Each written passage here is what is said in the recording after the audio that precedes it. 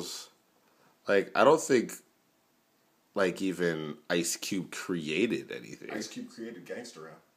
He didn't create it. NWA was gangster rap. Ice Cube He's in it. was the writer of the entire NWA. He didn't write for everybody. He didn't wite for Dre. He didn't write for Easy. He wrote for Easy. Okay, maybe Dre because he's a producer, but not Easy, bro. He wrote for Easy. He didn't write for It's Easy. in a documentary. I watched it.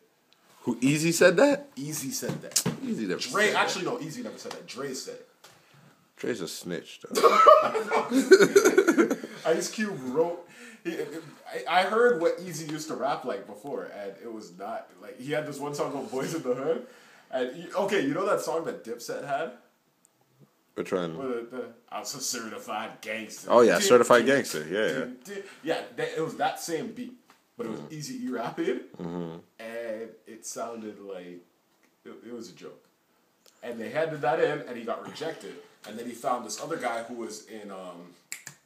He found this other guy who was like notorious as a battle rapper. It was Ice Cube, and Ice Cube went and he's like, "Yeah, I'll write this stuff for you, but we're gonna need like some new beats and stuff." And he's like, "Yeah, okay." So then he hired a DJ, Dr. Dre. He hired DJ Yella. He hired another rapper, and Ice Cube created that entire genre. That's sick.